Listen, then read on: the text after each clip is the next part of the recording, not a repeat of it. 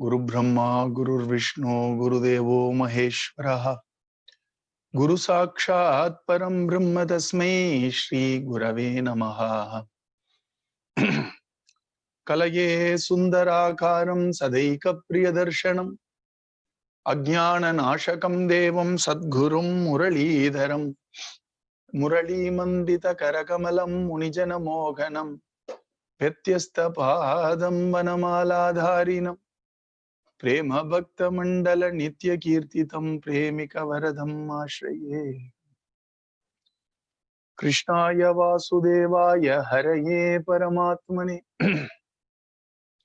Pranatakleshanashaya Govindaya Namo Namaha Nama Sankirtanam Yasya Sarva Papa Pranashanam Pranamo Dukkha Shamanaha Tannamami Harim Param. Sadguru Maharaj ki with the immense blessings of our beloved Guru Maharaj, Maharanyam Shri Shri Muralidhara Swamiji, and by the causeless mercy of Shri Madhuri Sakhi Sameta Premika Varada Thakurji, we are on Sunday evenings exploring some topics which helps us to look at our life as a whole, which is different from livelihood, which is different from techniques, which is different from other contraptions we would like to adopt to lead a very efficient life. But these Sundays, we are trying to focus on as much possible, not just the efficiency of our living, but the basic effectiveness of our living itself. How do we effectively lead a life? The difference between efficiency and effectiveness, I'm sure you all know. Efficiency is all about maximizing the output or minimizing the input. If I can get something accomplished with minimum resources, or with the given resources, I get lot of benefits or lot of output. It's called efficiency. In engineering terms, efficiency, which is denoted by the Greek symbol theta, is output by input. And that's not what we are trying to explore. At times we may get into the efficiency trap and we do a lot of stuff on that. But the basic intention is to look at more on effectiveness. What is effectiveness? Effectiveness is the end purpose met? How much or to what extent is this very purpose of my living being met is effectiveness. Generally, we use these two terms in work or in studies, etc. Where efficiency can be, like if I'm running a factory, efficiency can be given the budget, can I produce more parts, you see? Can I cover more output given the resources? Or can I reduce the resources for the same output? Generally in manufacturing, they give a challenge called work with a man less, man or woman. Work with one person less is what is the challenge given to manufacturing, which improves the efficiency. But effectiveness is my basic reason why I opened this plant or a business, is it being met? Are the customers happy? Am I giving the right product? The difference between efficiency and effectiveness in a very loose layman terms is doing things right is efficiency. Doing the right thing is effectiveness. And so what we are trying to do on the weekends is we are trying to fundamentally as a group trying to take a hard look at our life. And now we seem to have a little more time to do that. And we are also challenged by various external pressures to really look at it also. So what we are facilitating is our own inward journey towards understanding our own life. And whatever I am speaking is only a trigger for us to go in the journey within ourselves. And needless to say, the one who is speaking, me included, I am also traveling in the journey as inspired by the topics given by the master. So what we are trying to talk about is not compartmental our lives as religious life, spiritual life, family life, social life.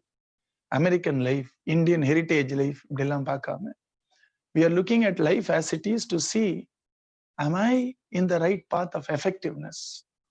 I have been given an opportunity to lead a human life. I've been bestowed with people around me who cares for me, whom I have to care for. I have been entrusted with a responsibility of possibly a profession or work. Could be at home or could be in the office. So these are all parts of me. And am I going about in this business of life in an effective way is what we are trying to. That's why we call it intelligent living, not living life intelligently.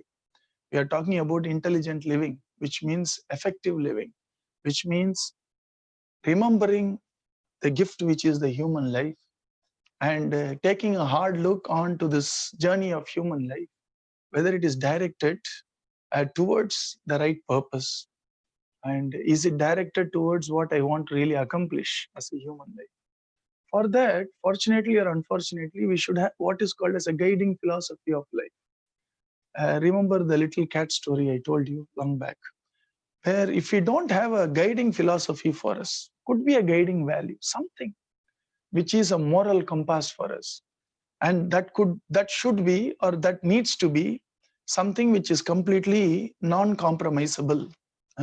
If we have any such value, or if we have discovered any such value, I think our life will become far more meaningful, and it will give us a proper sense of purpose, you see. So we can all have some philosophy of life. Philosophy can be, the most easy philosophy is what is called as ulagayitamnu per, lokayitamnu per, which means hedonistic. Make maximum merry, have the maximum pleasure in life. Have as much pleasure. Even if I have to borrow for my today's pleasure, I don't care about what happens tomorrow. Let me live in the moment, in the sense, I just want pleasure in the moment. Could be. Or there may be the other end of the spectrum, which is I don't care about what my worldly life is. Somehow I have to attain liberation on the end, where the journey, I'm ready to make it painful so that I am assured of an end or a destination which seems to be very joyful. Two ends of the spectrum. And it is up to us to adopt a philosophy of our life where we think about, this is what guides my life. This is what is the purpose of my life. And the more if you have a proper thinking, which can of course change over time, which can of course be influenced by what we are experiencing, but we have something. One of your own army generals gave a wonderful saying, which I really cherished when I was in my corporate life. It is, plans are nothing, planning is everything. I think Eisenhower or somebody, some general. And that was a fantastic way of looking at life. Many times we judge our planning just by the plans, you see. Plans can fail. But the system of planning which we have as a part of our DNA will not make us fail in this journey of life anyway. We may fail in milestones. We may fail in livelihood maybe. But life will never fail when we absorb or when we live a principle or a philosophy. So I really like that quote. It says plans are nothing, plannings is everything, which means obviously when you do a planning, the result of a planning is a sheet of paper or some strategy which we call as plan. Plans may fail, but if we fail to plan, you see, then we are completely in a directionless type of a life. And when we keep moving around aimlessly, then we don't feel the contentment and we don't feel the happiness when we are in this journey of life. So like that, I'm not going to talk about plan and planning. I'm just saying, likewise, whether we are able to attain or achieve or accomplish something out of the philosophy is secondary. But to have a guiding philosophy of life, and this is what I personally shall stand for. This is what inspires me as a human being. Once we have such a philosophy which guides our life in general, which obviously influences our values. Values means things which I attach value, worth for. And obviously it will influence my decisions. It will influence my relationships. It will influence the quality of my interactions with fellow human beings and fellow beings itself. And then we feel, yes, I'm leading some life, you see. Otherwise, another short thing which I saw in that Alice in Wonderland is we are going in a road and we don't know which road to go because we don't know the destination. We don't know the guiding principle for my journey of life. And Alice is asking the cat, and that Alice is asking the cat, which road should I take? Because suddenly the road is splitting into three. And the cat says it depends on a great deal on where you want to go. And Alice says, I don't know where I want to go. Then the cat said, any road will take you there, you see. So if we are not clear about purpose and values, as me as a person, and if you're lucky, as you as a family unit, if possible. If not, it is okay. At least I should have it personally. Then I never do anything which I will regret later, because most of my major decisions are guided by value, by a philosophy, which may change over time. But then I look back and say, my sponsoring thought, which sponsored the decision, came from that philosophy. Now I've learned my lesson. Now I have a different philosophy. Now I am clear what I want. And I can really look upon it as a learning experience only when those decisions came from some deeper thinking. Could be a misplaced philosophy, which I come to understand that later. When I make the decision, I'm always right. If I made a conscious decision, I can never make a wrong conscious decision. I might have made a conscious decision given the data, given my aspiration, given my status, given my circumstances. That's never wrong. Now, when I go further in my life, I learn something more by my own experiences, by listening, by reading. And so I have a very different take of life. Now my philosophy may change. But when I look back at what I did 5 years back, I will not have a regret because I understood this is the way in which I thought life is. And all my decisions were based on my conviction of this is what life is. But now I have changed my philosophy. Now I'm looking at life afresh. I won't regret what I did 10 years back. I understood. And is it a mistake? Nothing is ever a mistake if we do a conscious decision making. I understand, given my present philosophy, that can be labeled a mistake if I happen to repeat it now. At that point of time, that was my stage of life. That was my philosophy. That was my outlook. I took a conscious decision, which was perfectly right, given that time, that circumstances, and that data I had, and that aspirations I had in my heart. And so when I understand it well, I wouldn't fail, or I wouldn't slip in trying to repeat that mistake, because I now know that this is my guiding philosophy right now. And I can base my decisions, my choices, the way in which I look at the world, way in which I have my belief system, the way in which I interact with others, the way in which my relationships are built based on this new philosophy. And that's why plans are nothing. 5 years back, I might have had a very different take of life. So what? But I was guided by some take of life. But now my take of life has been modified.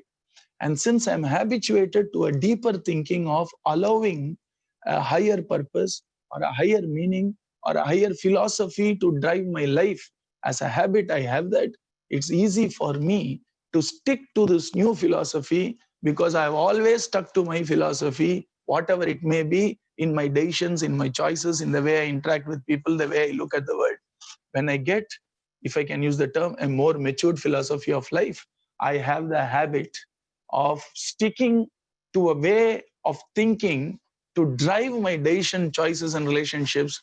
I can stick to this way of life now, which is exactly why you find in ancient India, when their kings, they rule it with a guiding philosophy. It's called Kshatriya Dharma. And when they decide to pursue something higher personally, which is self-realization or God realization, they're able to stick with that in a second. Why? Because they led their life guided by a philosophy which they embraced as their way of life, They allowed that philosophy. Kshatriya Dharma, na, it could mean, there has to be abundance, and I need to make sure the people accept me, and I need to make sure that I reign in all my ministers, so that, I need to use Samadhana, Veda, Danda to control all these people. So this is my philosophy of ruling, polity. So once I come out of this politics, and now my philosophy of life is, I have done my bit to this world, I have done my bit to the society. Let me go deeper, because I have taken a passion to a self-realization, for example. You find most of our ancient kings, they were efficient rulers, which goes by a different set of rules. Why? Because it is guided by a different philosophy. The moment they drop it and they embrace a new philosophy, they are able to stick with it, because they have the habit of their life not being randomly, run. They don't run their life randomly. They run their life out of some principles. And if you want me to add a little religion to it, that's what is called dharma. And dharma is different for different stages of life, or different occupations we have, etc. And once we practice uh, our actions, thoughts, and words, and our behaviors, and our choices, being guided by some dharma, it becomes very easy when you move on to a higher dharma. You see, that's what is dharma. And once we have a guiding philosophy, this is what I will live for. The moment that philosophy sort of modifies over time, or matures over time, or it sort of moves on over time, you are able to stick with the rest of the ecosystem which supports that philosophy, because we have lived a life where the entire ecosystem of our motivations, our aspirations, our thoughts, our decisions, the way we interact with people, everything was guided by something which is a core principle. And when the core principle shifts, we are able to carry forward the entire ecosystem, and the power to control the ecosystem, and to power to align that ecosystem to my new take of life. You see, if we had lived a very second-hand, say, corporate life, or whatever, then obviously when we come to spirituality, we have a bigger uphill task to align these ecosystems to my new philosophy, because I'm not used to run my life based on some basic thinking. You see, that is the reason why we find many of the philanthropists in India, when they suddenly turn spiritual, they're able to stick with that, because they lived for a principle. They earned for a principle, and they lived based on some tenets. They lived based on some values. And when they mature in the values towards, say, spirituality or inner exploration, etc., they have this tremendous strength of aligning their thoughts, choices, and words, actions, etc., to some principle. And they're able to carry that forward, which we, as people coming from Bharatiya Samskriti, have seen it in our histories, where the Rajas were like that. They lived the life of a Raja, which means they are ready to even give up their life when it means a battle for their country, for their dharma. So when they are having so much of alignment to a value and a purpose, when the purpose changes towards not ruling the country, but ruling my inner country, to rule my inner country, and my enemies are not my neighbors, but the enemies are the Shad Ripus, Kama, Krodha, Mada, Lobha. They're able to control all the Raja Rishi. And that is the reason why, better late than never, think about what drives me. What is the guiding values I have for my life? What types of values gives me joy when I live it, irrespective of the results? Other value. Accomplishment of a result can be facilitated by values. But there are some values which we feel very happy just practicing it. Of course, it leads to results. We expect the results, but it is not for the results that I practice. A simple way to look at it, some hobbies can even pay, but we do the hobby because we like doing it. We see value in spending our precious time, energy, and attention in doing what we are doing, maybe gardening, maybe painting, or maybe creative writing. So we are not trying to make a million out of all this. If it comes, well and good. But I'm doing it because it energizes me. It makes me happy. And I see that there is worth there. And then I start getting inspired by people who are in the same path. If I'm a creative writer, I look at great writers and say, wow, the way in which he uses his words, etc. Not, wow, he's very famous. You see, many times our aspirations are guided by the glitter and not in the material, which took such people to fame out there. Many of the youngsters, when I ask them, they tell some flashy stuff like car driving, F1 racing, or basketball, or sportsman, or film stars. If you go 2 layers deep, what drives them? It is more about fame. It is more about power. It's more about influence rather than that field of activity energizing them, you see. And of course, there are exceptions to that. But I'm saying that the glitter, that limelight, the amount of respect it demands from people, fame, etc. If that alone drives us there, then what happens is we suddenly find out I'm not cut out for that. Why? Because I'm not willing to toil with happiness. I'm not willing to toil with a smile, because for me, the final end is more important than the actual journey of going through that.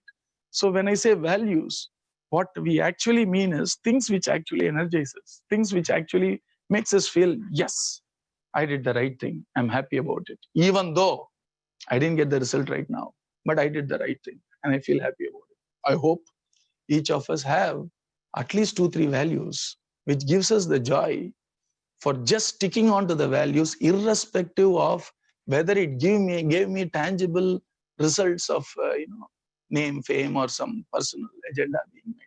You see, and once we have that values, build on it, and then respect will come on its own.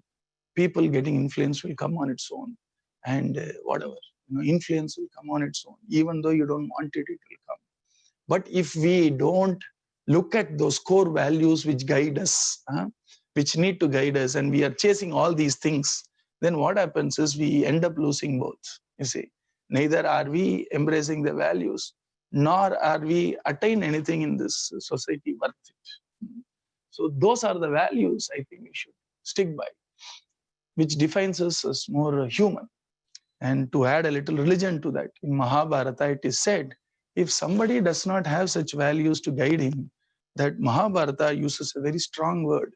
It says you are equivalent to a lower end of species, like animals.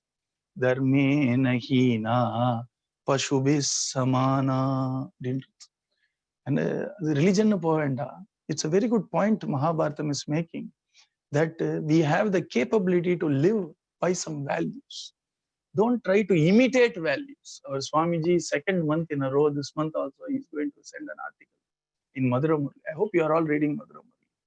It gives some very incredible nuggets of truths, not only spiritual, even the mundane. At times, mundane stuff is clothed in spirituality. Spiritual stuff is clothed in mundaneness. In Madhura Murti, there is no clothes at all. It is pure, raw, naked things which are required for our happy living. Our Swamiji does not separate it as is a religious, is a non-religious. And that is the beauty. In that he says, imitation is always poison. You can be inspired by people, but you need to find our own values which guide us. And those values are something which energizes us and which gives us tremendous joy by merely adhering to it, irrespective of whether I got my expected result or not. And that is the guiding values for that. And Mahabharata says, in our Shastras, there is a nyaya called Nahi Ninda Nyayam. Nahi Ninda Nyayam means the point of giving a strong example is not to belittle the agent in that example. It is to actually show the greatness of the actual quality which the example tries to exemplify. For example, if I say dharmena hina pasubhish shamana, if a person does not live by dharma or some personal values, he is equivalent to an animal. It is not to belittle people who may not lead their life with values. It is to enhance the importance of values. That at times an example which is pretty much, which appears belittling is given just to enhance the values. So Mahabharata, Vyasa Bhagavan holds values in the highest esteem.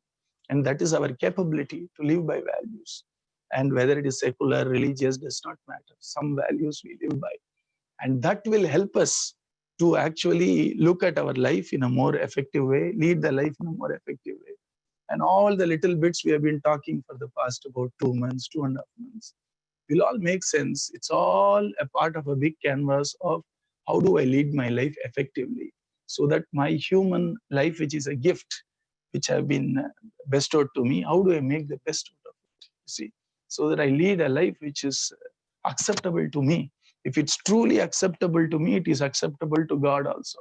And but we have to really look at it without all these superficial biases. You look at it and say it's acceptable, na? It is acceptable to God also. And having said that, we will today talk about communicating intelligently.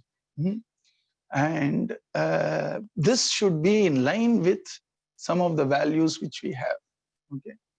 And this should be in line with some of the values which we will discover over in the path. And today I'm going to tell you something which seems to be self-contradictory, but it is not. And I hope you remember this. We saw that there is always multiple perspectives to any situation or any circumstance. And all circumstances have minimum 2 perspectives. You see, minimum. And it is our capability and it is our aptitude to pick those circumstances and to pick the perspective of the circumstances, especially if it's very important, if it affects us, so that we don't end up barking the wrong tree. You see, so that is the reason why we need to remember whatever perspective we have is a perspective. It is never the perspective. Whatever ideas we have on solving a problem is a solution possible, not the solution for the problem. At times, good solutions can come outside of us also. In fact, most of the times it may come outside of us if we allow them to, you see. And so what I'm going to talk about is something which appears very contradictory as a topic to talk. And I am very wary of this advice trap, you see. And this advice trap is a lovely book also, by the way. And in that, I like the topic very nicely. And I don't know how far you have encountered nastiness or how far you are nasty. But here, advice trap means the mouth which keeps on mouthing advices. In India, when I was in college, that's the word they used to say, shut up, you see. So I actually like the topic. For those who didn't understand my pranams, you are very sweet people. So here the advice trap means the actual mess we get into by the temptation we have to give advice when it's not called for. There are many situations where we need or we are asked for advice or we need to give advice. But there are many situations where we offer advice free of cost. And so at times when we give an unwanted advice, it comes in the way of finding the right solution, you see. And that's what we are going to explore a little bit together. And I will tell you my personal experiences of giving advice and getting my hands burnt. And generally, we all know this. We saw it in empathy also. We all have this kick of solving problems because it's an intellectual, victory we get. We solve a problem, and especially that's why we do Sudoku, right? There is a kick in solving something. There is a kick in solving crosswords. We get some reward, dopamine, and that is the reason why we carry it forward. When we get a situation where there is a possibility that I can jump in and get that kick, you see, I immediately jump in to give some advice there, like what I'm doing now, I guess. And what happens when we give a solution is we start reducing our listening and we are very busy talking now. Because you see, some of the most lovely things are never rewarded. You see, beauty is never rewarded. Attractiveness is. So when they say beauty pageant, I always used to think, where is the beauty in the pageant? You see, it is only prettiness. It is only attractiveness. And we call it as a beauty page. I have no thoughts about it. But don't mix beauty with prettiness. Beauty seldom is publicly rewarded. And I will tell you an example. For example, I know of events where they reward speakers. Who is the best speaker? There is also this Masters Club, Roast Masters Club and all that. They actually, they get the reward. Okay, so they get a reward when you speak very well. I'm yet to find a proper event where they reward the best listener. They reward the right listeners. But you see, listening adds more value to our lives than even speaking, in my experience. A good listener can truly make a difference in somebody's life, more than a glib talker, you see. And so what happens during this advice trap is, we tend to listen less and possibly speak more here. Unfortunately, like this gestalt, that evil good thing I showed you, each of us come with a field of knowledge.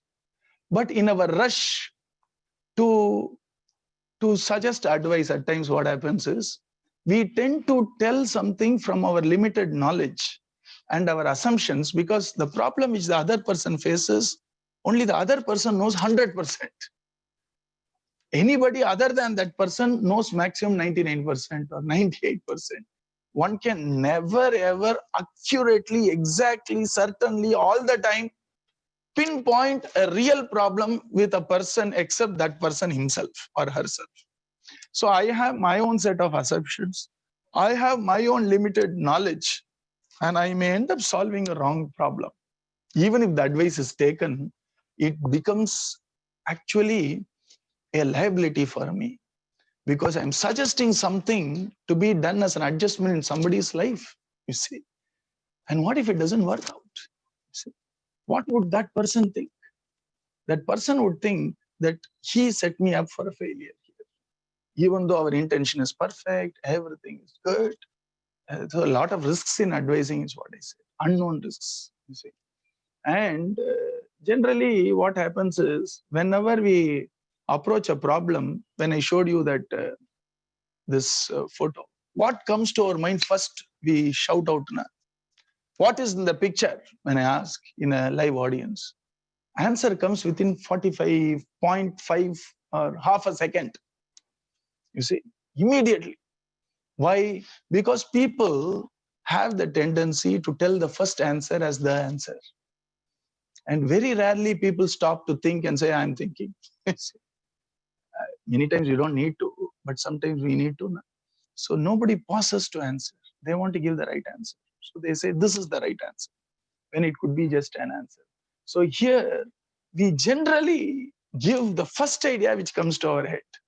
Generally, in idallam or Madras or experience, some of you are Madras people. The first bus you get into may not take you to the destination fastest. Murphy's law. Or express bus or you see, it will take you like your Bombay train, and you all know that this is a slow train, fast train, a super fast train. You have it. So if you just get into the first bogie which comes in, it doesn't mean it will take you to the your destination fastest. So generally, when we jump to give some advices, I believe that our first idea is actually uttered first. It may not be the optimum idea, and then, because I already verbalized that idea, even if I know it won't work, I feel a little reluctant to pull it back. We are actually doing a lose-lose there. So there is a trap in advice. And I will tell you from our side, from my side, when I'm giving the advice, it also exhausts me, because I'm now imagining all the problem which that person going through is my problem. Yes, I have to solve that problem. Everybody can solve their problems unless they ask for help. Don't go and unnecessarily intrude, see, and they create more stress for ourselves. And so here it exhausts the person who is trying to offer solution also, because the person starts thinking that he or she is running everybody's lives, you see, and it creates a lot of discomfort, and it also creates a lot of exhaustion in the minds of the advice giver also. So since most of the communications which are spontaneous, which happens around us, is typically advice oriented, I thought I will give you advice about not giving advice. All right. Our children love this, right? It's called pizza. There is something called karna pizzas. Karna pizzas. It is a demon which keeps on clinging in our ears. And it has almost the same type of harmful effects as our karna pizzas. What it does is, there are 3 types of karna pizzas which impel generally all of us to give advice. This is my experience, I'm just sharing. First one is called cheese top, which means and the cheese which means it's called active advice giving, where they openly tell it. Oh, yesterday was a hard day in office now. You have to take it easy. Come back in time, etc. No, suddenly, cheese top pizza. And that person's thing in top of his mind is cheese. I shouldn't have told him that. So that is people who actually immediately break out advice. Chance. At times, 2 people are talking. You'll pass. என்ன கேட்டா கேட்கவே இல்லையோ. I didn't ask you. If you ask me what I didn't ask you, but I can't be not nice to that person. I didn't ask you, but yeah, tell me. And the Mari, it is tell them advice. So they openly put in advice good through. What they think is the right thing, all done out of good intention. Second time is cheese crust pizza. Vella theriyadhu the cheese. But deep in the heart, they think this chap can't solve his problem. Naan da solve panna poren. Abdin, they are very clear about it. So they will allow, pace. Oh, after he speaks for 5 minutes, this is the indication. Pace it, yeah, which means they were not listening the whole time. Have you finished? Have you finished? No, I'm not listening to you. You first finish, then I will tell you, better to finish immediately, because they are not going to listen. Many times in negotiations, I find, when I tell them my problems as a tier 1 automotive supplier, they say, sir, you finish, sir, then I'll tell you. No, I'm finished now. You tell me first, because anyway, you're not going to listen to me. Why should I waste my breath on that?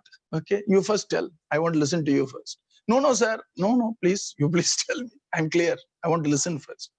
Then I hope you listen to me, you see. So here are people who are a little more deeper. They won't give you advice, but deep inside, they are waiting for the right moment for finding faults in what you are trying to solve the problem, so that I can give you my advice, because you don't have the solution, only I have it. I can only solve the problem. And the third person is even more problem. Deep crust. They are all the control freaks who wants to actually control your life, you see. And what happens there is they sincerely believe, it seems, that only I can actually make you right. And only I need to completely take whole control of your life so that I can make it perfect, etc. And they take it on themselves. It's very enervating for both parties. A person who is a control freak is also exhausted. And என்ன பண்றது, நான் தான் பாத்துக்க வேண்டியிருக்கு, இப்படிலாம் இருக்கு பத்தியா, அதெல்லாம் problem both sides னு அர்த்தம். So that's control freaks, you see. And you may ask, why do we jump into advice? Psychologists say that it is inbuilt in us. Advice helps us to deal with difficult emotions, you see. And you can't do away with advising, is what they say, but you can channelize it and tame it so that it is at least fruitful for both of us. And very interesting articles I read about advising, which was very eye-opening for people like me. Because especially there are people who draw out the how of things. And I am very careful not to suggest any how. Each time any people ask for any decisions, I am on my guard. But sometimes the questions are very tempting because I do some corporate trainings. I'm telling, sir, if you were in my position, what would you do, sir? So they are pulling me into the advice track there. You see, I say I'm not in your position, so I can't comment. You see, you are in your position. I'm in my position. I will only give you general principles to guide your life. Don't ask me for specifics. How you decide yourself. Because I really burnt my fingers trying to solve my supplier's problem. And in my view, it was an excellent solution. There was a supplier in the western part of India, and they were experts in their commodity.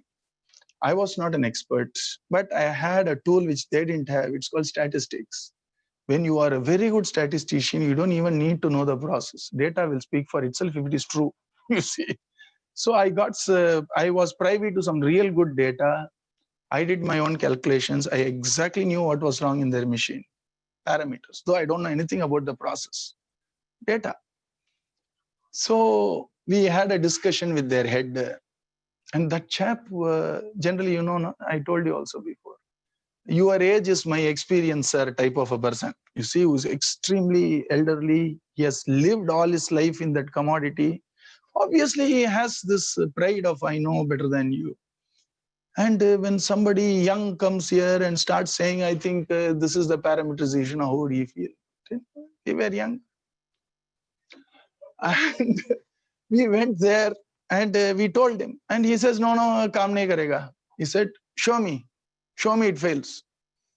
But when he did it, it actually worked well. And it took him 2 days to understand the science behind why it worked well. So he's convinced science supported it, data supported it, but the solution never worked. And all of us were at wit's end to understand why didn't it not work. Then I realized it was not a technical problem, it's a political problem now. That person's ego was hurt. That person's image was hurt. And even though he was wanting this product to work well, deep inside, he started doing things which was counterproductive to his own welfare. You see, we do many times. Argument is counterproductive. And many times we do things because of little bit of a cobweb inside, which ends up being counterproductive to our own welfare. Then I realized, big lesson for me as a young supplier engineer, never solve anybody else's problem, even if you think you have the solution. So then what do? You don't care? You of course you care. Then how do you help that person? No, that's a very good question. You see. And advising most of the time may not actually help. And when people ask pointed how questions, God is always up for me. But when during those loose moments, God is lowered, we ended advising, etc. Advising, psychologists say, helps us to deal with some difficult emotions.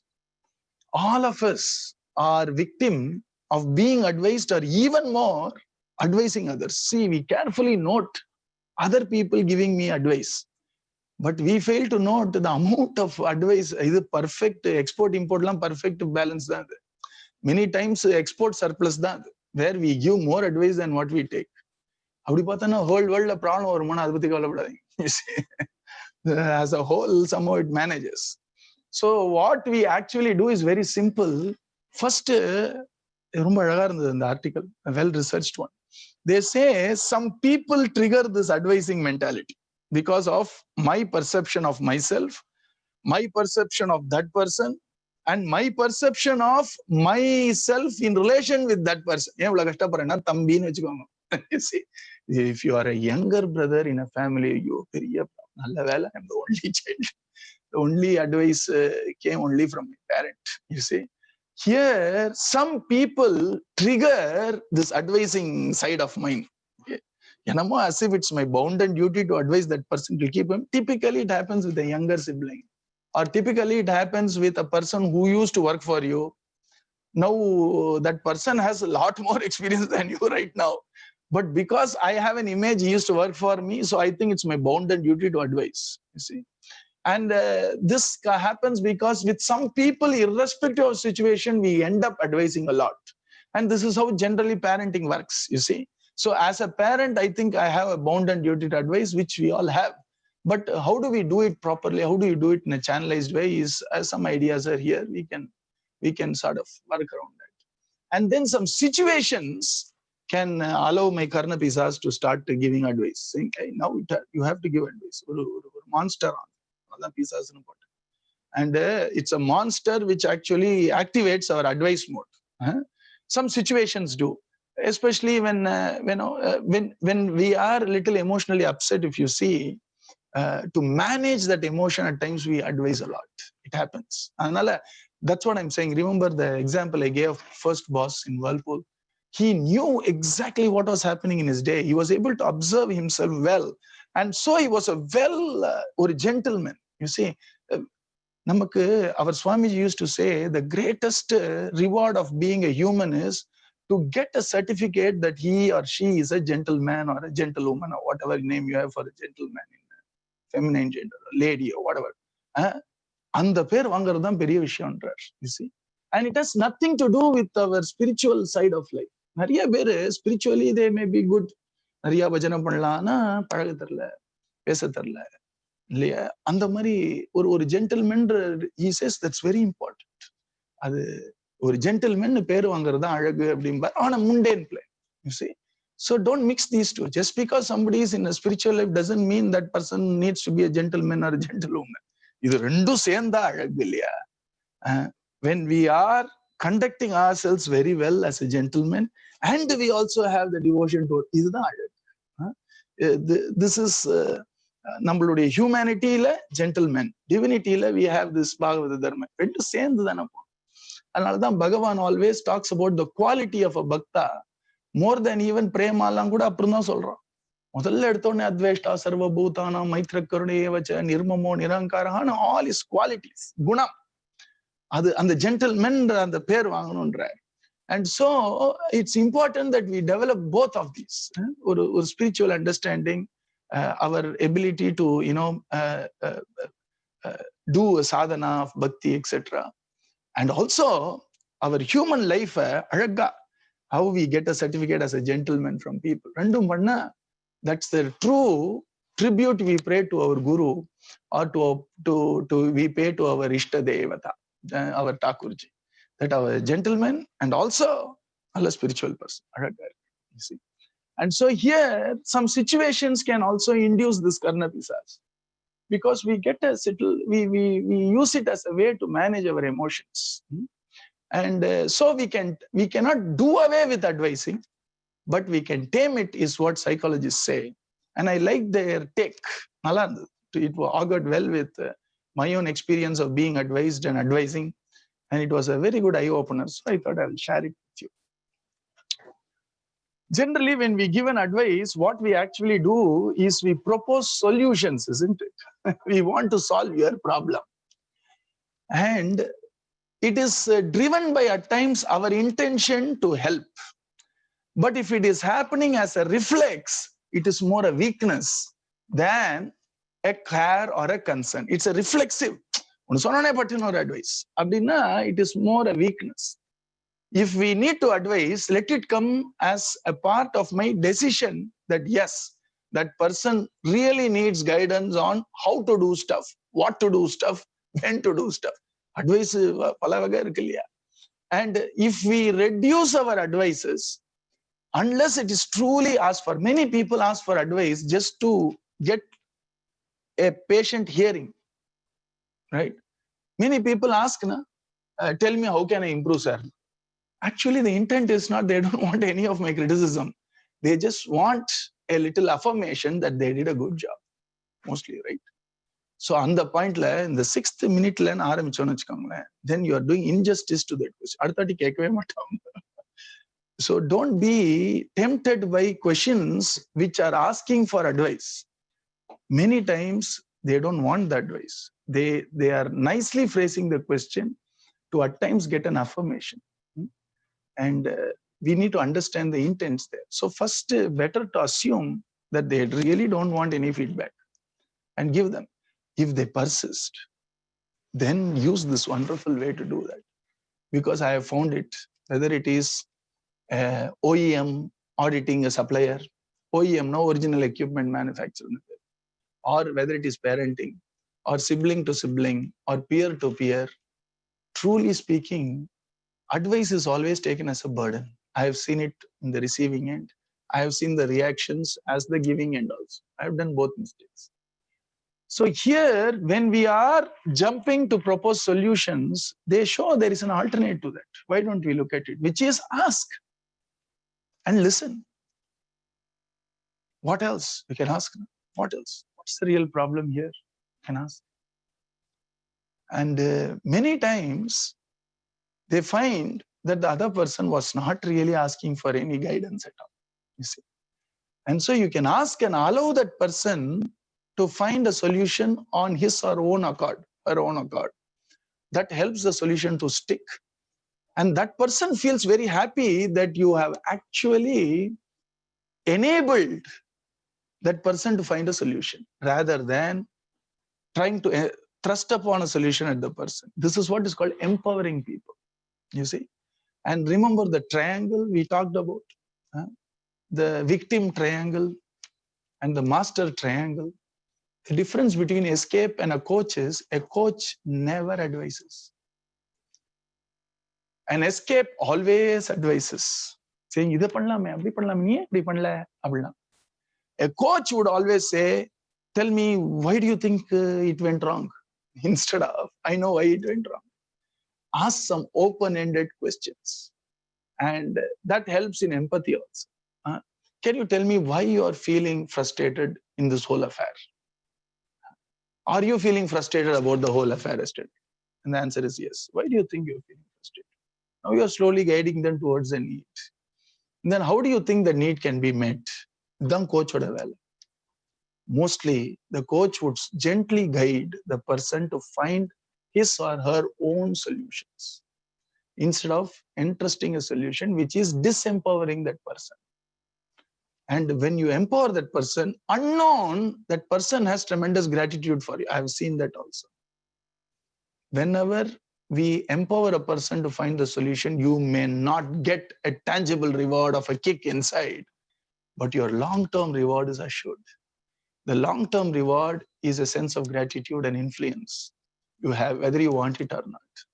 You do it out of your personal philosophy that I don't want to give advice and I can help people make their own decisions. And if they want some enabling from me, I'm ready to enable. That's what coaches are for. That's what everything is for, to enable human beings to realize their potential to solve their problems. And coaches are there to help them solve their problems, you see. Advice works in the contra way. By trying to tell that person whom you are trying to empower, you are incapable of making the right decision. I will tell you what decision you need to make, you see. Even when people ask, what should I do? Which means that now they are asking me for advice. I can still choose not to give advice, saying that, tell me what is that you exactly want? What are the possibilities? What are the alternatives? What is that you can afford? You see? And in 3-4 questions, they know the solution. And they feel very happy. And in fact, they would remember it nicely as if you suggested it to them when you did not. You see? It was they making their own decisions. And that's how they empower themselves. You see? And here, instead of proposing solutions, ask and listen. And I guess you will get a lot of interesting stuff when you ask and listen. Even when we ask, there are 2 types of questions. That's the advantage of being an auditor of ISO, and there are a lot of other automotive standards. They train you as an auditor to do system audit. And we came from a generation who were thirsty for trainings. You see, I was surprised when I saw after about 15 years, people thought training was a punishment. And that's not the generation I came from. We used to go and cry to our human relations people saying, "Arey, no training for the past 2 months. Put me in some training. I want to learn something."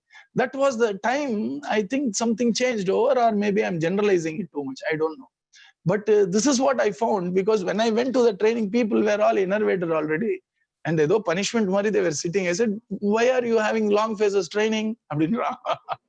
Imagine how much long phase I have to train you guys. That's what I thought. But we made it light and they finally enjoyed it. That's a different issue. So here, there are two types of questions when you want to audit somebody or when you want to understand. Audit is an exercise of understanding, not fault finding. The whole idea of audit is to strengthen a system by checking for conformances and intents also. In ISO, it's only conformances, but the higher audits, they look for intent also. So they ask what is called as a leading questions and open questions. For example, leading question could be something like, so you don't have any forms filled at all, is it? Leading question, where you already semi-concluded that there is a problem. And isn't it, is all leading questions. I think the system is really weak. What do you think is a leading question? And an open-ended question would be, tell me what is on your mind, etc. Leading question would be, do you agree? Do you disagree? Are you with me? Idella vandu leading questions. So many times the advice takes the form, especially of the crust cheese pizzas. It will hide the advice as if you are trying to explore. I think the teacher is a horrible teacher, isn't it? Now you are already pushing that idea inside there. So those are all called leading questions, where you are leading the one who is questioned to your own destination instead of exploring what is in their mind. So an open question would be something like, what's in your mind? What is the real challenge you're facing? What are the alternatives you have, etc. Or open-ended questions, where you are not fixated on taking that person to a given destination. You are really asking it out of, can I use the word benign curiosity?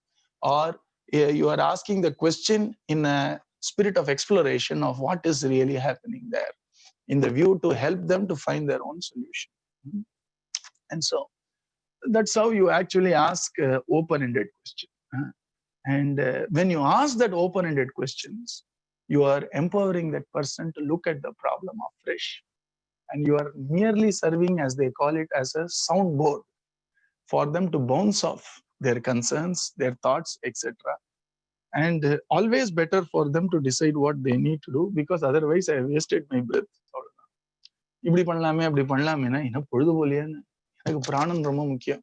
I don't want to waste each pranan which runs in my body on something which is useless, isn't it? So for a person who conserves such a prana, asking open questions to help and care for that person, so that person understands the problem better and gives a solution, you can verify the solution. So what are you going to do now? And the person says, this is what I'm going to do. He says, oh, okay. And if the person asks, do you think it's a good idea? I said, I'm sure it is, because you have decided it. I'm sure it will work. Let us see, you see. And that's how you allow the person to be empowered to make their own decisions. And when a person makes the decisions, they start owning that because it is their decision, and they start enjoying the execution of that decision because they understand it came from their own thought process and their own values and their own choices. You have a better chance of conformance there, you see, rather than me trying to impress on, this is what you need to do, etc. And when that person is stuck and clearly there is a need for a direction, obviously, nobody is saying never advise at all. You see, the point is, there is no need for us to rush into advice when it is not called for, is what I'm saying. There are circumstances where you need to give a clear advice because the person is asking. And or the person doesn't know, or the person has blindsided by some thoughts or some whatever. So, adalla exceptions. As far as possible, if you can allow the person to see the problem and the person can find its own solution, that's the ideal solution for this. And instead of, don't give advice as a reflex is what that research paper says. Do it as a decision when you carefully weigh that, yes, this situation, this person really needs a direction or a suggestion for an action from extraneously from me, then you give advice as a decision which augurs well with our system of values and purpose, right? And now we have these conversations which needs to be intelligent conversations. How do we do it is, first of all, that person has to understand that I am also on that person's side. I am not trying to throw an advice on that person. We both are trying to solve our problem out here. So empathy certainly works. We already saw empathy. And at times, what happens is the real need will never surface. You see, uh, we are so much used to wearing masks that, which is good physically, but even we cover ourselves with a lot of masks inside. So sometimes what happens as a conversation can be a totally distracting conversation, where a hypothetical situation is being discussed when we have something more important to discuss. And I enjoy such conversations because I see through that, isn't it? So now play along, you see. So the real problem will be somewhere below the surface. You see, allow that. And slowly, unless you show your vulnerability, I don't think the other person will be ready to open up the real problem below. At times, it may have to be, if it's somebody whom you really care for and somebody who's near and dear. Vulnerability is the risk we need to take so that we can get out the real problem also. It's a risk, but at times you have to take a calculated risk, I think. And so when we look at a problem as an us problem and a we problem, it is always easier for us to get to the root of what is really the problem. And if we don't know, we can never get an experiment. Try to make some changes and see, and you will understand. Oh, so that was the real need. Okay, and the Mari, you can experiment also with when there is a need, etc. At times, for us to talk the real need deep inside would take tremendous amount of trust and tremendous amount of exposure to vulnerabilities. Otherwise, it would just be masking the problem. The real problem is the surface level audit. You see. So the most important thing is, when we are trying to have an intelligent conversation with somebody, I think we have to give the power of autonomy and the sense of equality to the other person so that they also open up. Most of these conversations are all power plays, not times. Who is more powerful out here type of a thing. And if you allow that person some autonomy, if you clearly tell the person that we are talking from an equal source of power out here, there is a better chance that the real problem comes out. Otherwise, very difficult. It will be a distracting stuff, or it will be some random. See, I'm irritated because somebody in the road shouted at me. Now, what can I do with that now? So it's a distracted conversation. And it's a wonderful journey in itself. You can see it objectively. No, it's difficult, but if you can do that, the human mind, how it works, how it expresses it. They were novel. One of the very famous novelists once met our Swamiji, and Swamiji quotes that. He says, everybody's life is a novel if you know how to write it. You see, different. Everybody's life is different. Interesting. Life masala. And it is all interesting twists and turns. And a writer knows how to bring out that rasa in that story in Sulva. And the Mari, when you listen to people talking, and if you are a calm observer, you really enjoy it. What they mean, what they say, what do you think they mean, what do you thought they saw. You are also a part of the equation. So, rasikala. So here, when we want to have a very intelligent conversation with the other person, so that we don't jump into advice, etc., yet we help them for that person to come out with the real problem, and you being a coach to help them realize it. We need to make sure that they are equals, and you give them some autonomy. They have to have an idea that an autonomy has been given. Otherwise, nobody wants to. If they think I can't do anything about it now, why should I tell you? You see. So unless we have a very clear environment where there is an autonomy given to that person, there is a power of autonomy that they can decide, they can choose, and they can act once they make a decision or our decision. Once we have that clarified with that person, there is a good chance that we can have a true value-added conversation instead of a foggy conversation or a distracted conversation. or some conversation which is random, where the real problem is not discussed. It is only surfacely we are talking something, you see. And at times we need those conversations to break the ice, but that should not be the core conversation to address an issue when it comes to some problem and somebody needs some help. Okay. Let me go there. And in this, there is one last thing before we close. When we want to get into this, the most important thing is empathy. And show your empathy by actually reflecting the thoughts and the words of the person. To show that I'm with you, I want to understand. Without that, what is the point? You see? And the golden rule is, unless a person feel understood, I don't think they are willing to understand what we are trying to say right now. And the first principle is always completely taking our efforts to understand the feelings and needs. That's fundamental. And then how do we actually uncover the real problem is by dialogue. And once we uncover the real problem where vulnerability is shared, we never use, we all know that, could have, should have, would have, or should, ought to, etc. Throw that all aside. And be careful with the word but.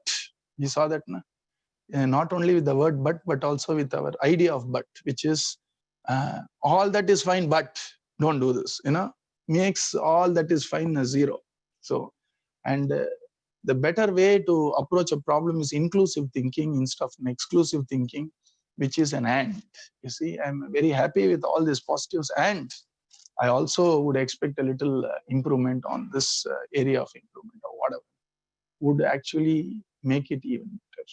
And instead of using a you term, it's always better to think and use a we term and an us term, so that we are helping each other, right? And if we make it an argument, then it becomes hurtful to both of us on the long term. See? So these are some of the thoughts when I was reading that article and that book. I thought I can share with you. And always remember, advice is something which pops up as a reflex, and believe it or not, it is a way to handle our emotions. You see, and so we can tame it and channelize it in such a way that we empower somebody whom we really care for by helping them find their own solutions. And there are cases where we need to certainly give advice. Make it rare, because only then it will have the value. And once you make it as rare and it is valuable, your efforts are in the right direction. And the person who receives it also receives it seriously and considers it. And it becomes more win-win for both of us. That's all I have for today. It has been a long weekend for all of us. And we will see what we'll do.